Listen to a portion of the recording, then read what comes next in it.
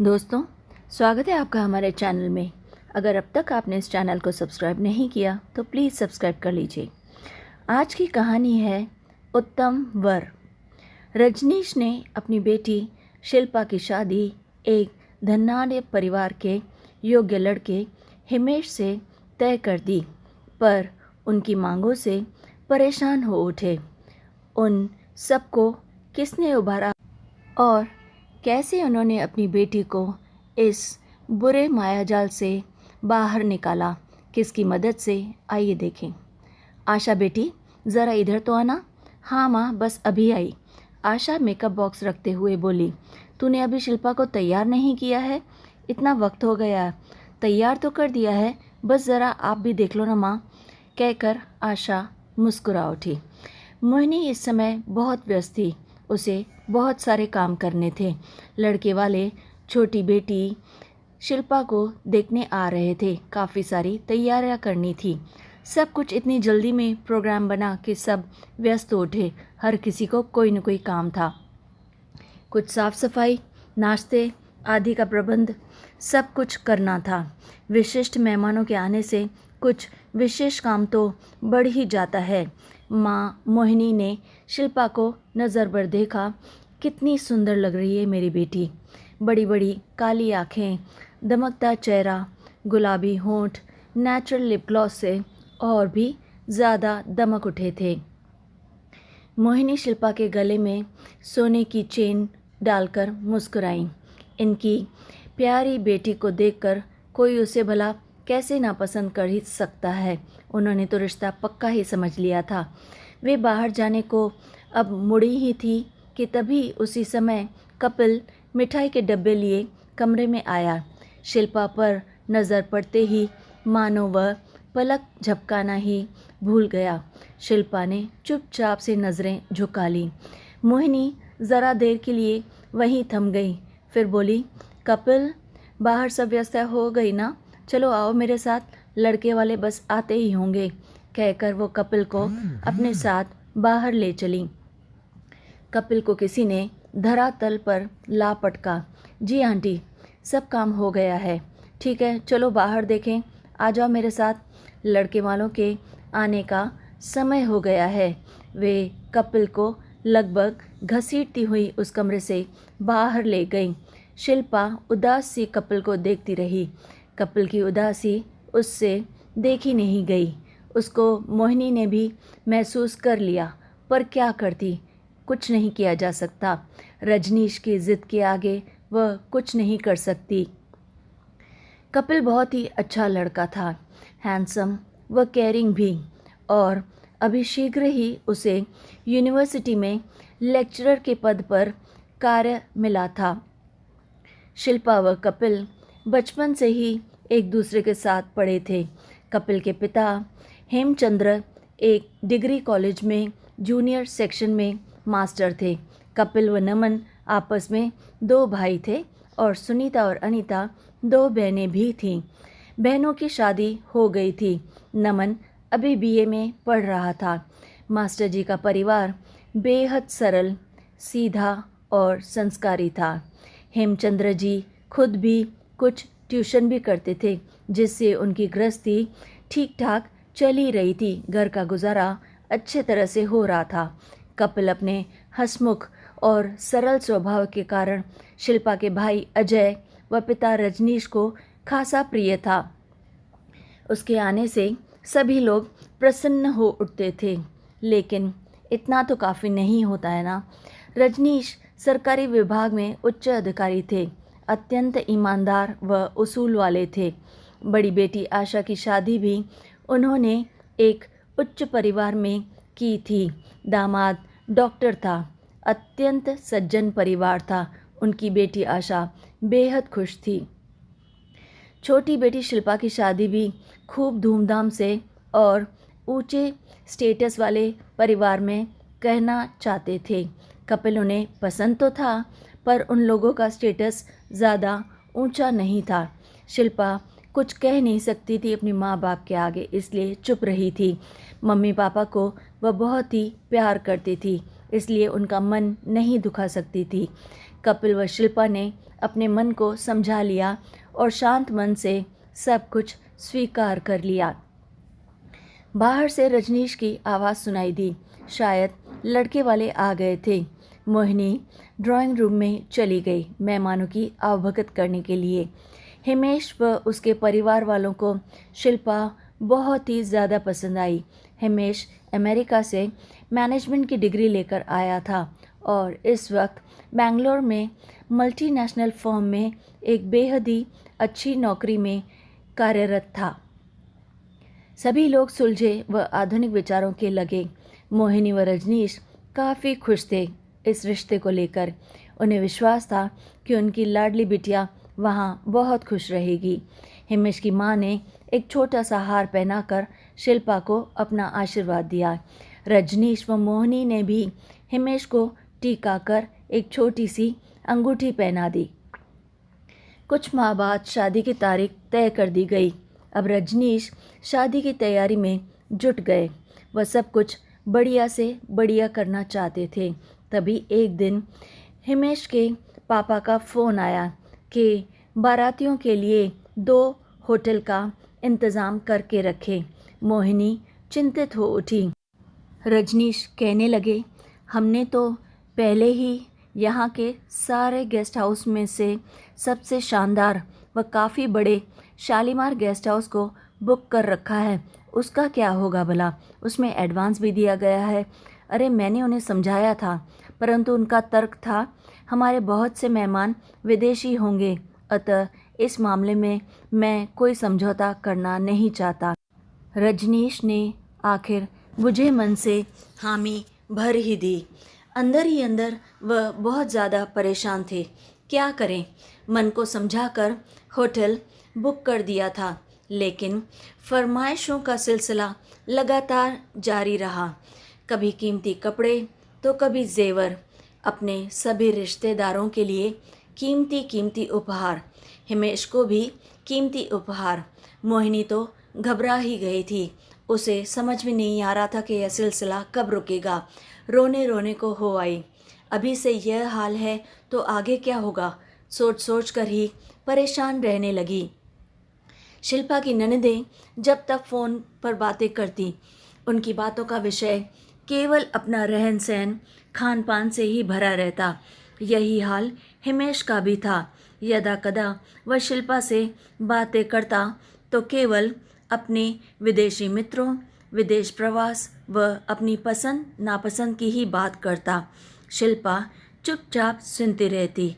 शिल्पा बड़ी उलझन में रहती। उसे सब समझ में आ रहा था कि मम्मी पापा कितने परेशान हैं। उन लोगों की हमेशा की फरमाइशों से बजट ही असंतुलित हो रहा था। रजनीश शिल्पा की शादी में कोई कमी नहीं रहने देना चाहते थे, इसलिए अच्छे से अच्छा इंतज़ाम वह खुद ही कर रहे थे। इतवार का दिन था। आज रजनीश की छुट्टी थी। मोहिनी के साथ उन्होंने शॉपिंग का मन बनाया था।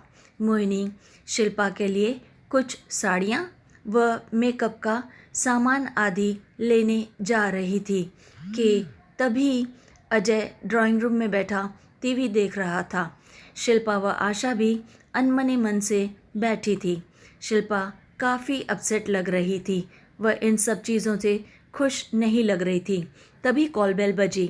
शिल्पा ने ही दरवाज़ा खोला। कपिल था। आते ही बोला, आंटी अंकल क्या कर रहे हैं? मैंने सोचा आज छुट्टी है, कुछ न कुछ काम तो ज़रूर होगा, जाकर उनकी मदद कर लूँ, चलकर देख लूँ। आओ बैठो। तो मम्मी पापा बाज़ार गए हैं और वह चुपचाप आकर ड्राइंग रूम में बैठ गई।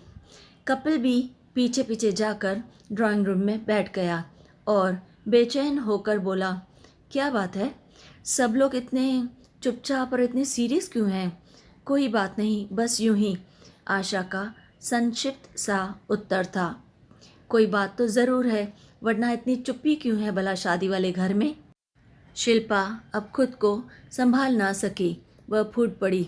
दरअसल उन लोगों की फरमाइशों से मम्मी पापा बहुत परेशान हैं।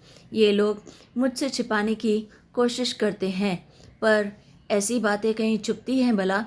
इन लोगों की मांगें दिन ब दिन बढ़ती जा रही है।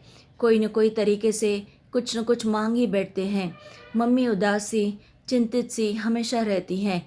पापा सदा ईमानदार उसूलों वाले रहे, कहाँ से इतना करेंगे भला, कैसे चुका पाएंगे इतना दहेज। रिश्वत का नाम सुनते ही क्रोध में आ जाते हैं।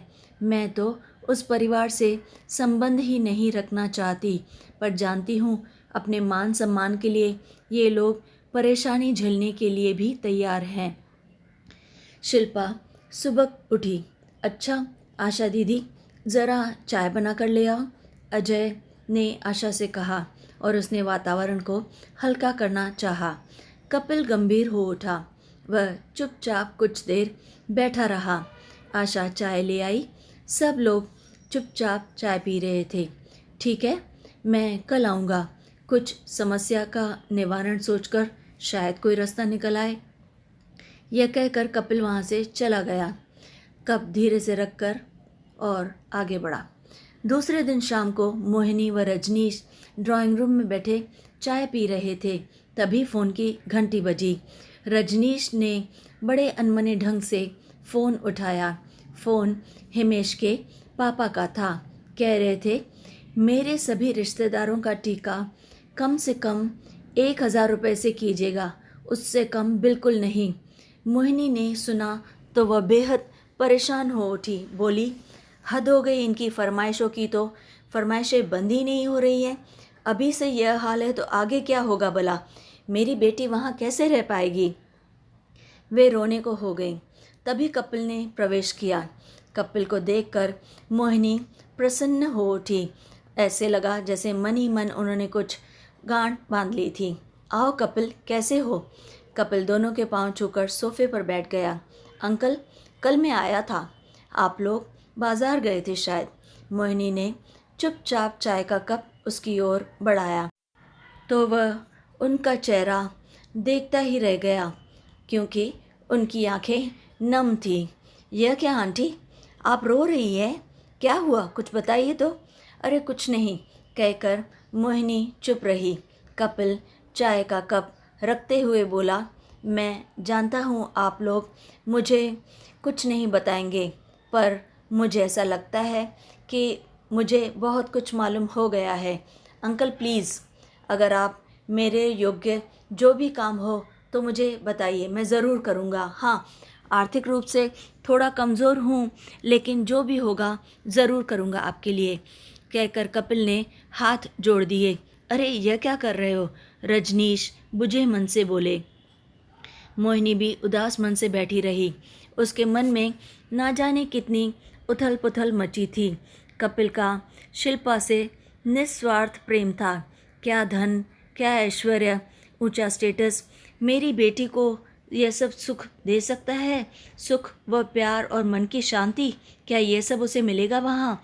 अभी कपिल की नई नई सर्विस है, मेहनती व ईमानदार है, आगे का भविष्य उज्जवल है। मैं भी कैसी मूर्खता करने जा रही थी। उसने मन में कुछ दृढ़ निश्चय किया। नहीं, अब वह और नहीं सोचेगी। ऐसा हीरा और ऐसे हीरे जैसे लड़का मेरे सामने है और मैं कहीं और ढूंढ रही हूँ, अन्यत्र भटक रही थी। अब मैं किसी की नहीं मानूंगी। तभी रजनीश ने उसे पकड़कर हिलाया। क्या सोच रही हो, इतना क्या सोच रही हो भला, वे बुदबुदाई। सुनो, मुझे नहीं लगता कि यह रिश्ता और आगे बढ़ पाएगा। मुझे यह रिश्ता बिल्कुल मंजूर नहीं है, किसी भी हालत में नहीं। मुझे नहीं लगता कि मेरी बेटी ऐसे लोगों के घर सुखी रह पाएगी। तभी वहाँ शिल्पा व आशा भी आ गईं। सभी चकित से अपनी माँ की ओर देख रहे थे। तभी पति रजनीश की ओर उन्मुक्त होकर मोहिनी ने कहा, मुझे लगता है हम भूल कर रहे हैं। यह हमारी भूल थी कि हम स्टेटस के चक्कर में ऐसे हीरे जैसे बेटे को पहचान ना सके जो हमारी आँखों के आगे है। वे भाव विह्वल हो उठी। उसने शिल्पा को अपने निकट बुलाया और उसका हाथ कपिल के हाथ में रखते हुए बोली, रिश्ता तो वहीं करना चाहिए और वहीं होना चाहिए जहाँ धन से अधिक रिश्तों को महत्व दिया जाए और आदमी की इज्जत हो, और कपिल से ज़्यादा और कौन इसे समझेगा भला। वह हमारी बेटी को सबसे ज़्यादा चाहता है। मुझे तुम दोनों का रिश्ता मंजूर है। मेरी बेटी का सदा ध्यान रखना। सिद्धांतवादी रजनीश पहली बार अपनी बीवी के आगे हार गए और सभी लोग आश्चर्य मिश्रित प्रसन्नता से मोहिनी को देख रहे थे। आशा ने प्रसन्नता से ताली बजाते हुए कहा, कपिल जी, मुबारक हो, आपकी मंगनी हो गई मेरी बहन के साथ। चलिए अब जल्दी से मम्मी पापा के पैर छूइए और बारात लाने की तैयारी कीजिए। शिल्पा कुछ सकुचाई सी, शर्माई सी माँ से लिपट गई। आखिर उसे अपनी खुशी मिल ही गई। वह कपिल के साथ ही माँ पापा के पैर छूने को झुकी। रजनीश ने आगे बढ़कर अपनी बेटी और होने वाले दामाद को गले लगाते हुए ढेरों आशीर्वाद की वर्षा कर दी। उदासी के बादल जाने कहाँ चले गए थे। सब बड़े खुश व प्रसन्न थे। तो दोस्तों, कैसी लगी आपको आज की कहानी? अगर अच्छी लगे तो लाइक और शेयर ज़रूर कीजिए और चैनल को याद से सब्सक्राइब भी कर लीजिए। तब फिर लाइक, शेयर एंड सब्सक्राइब।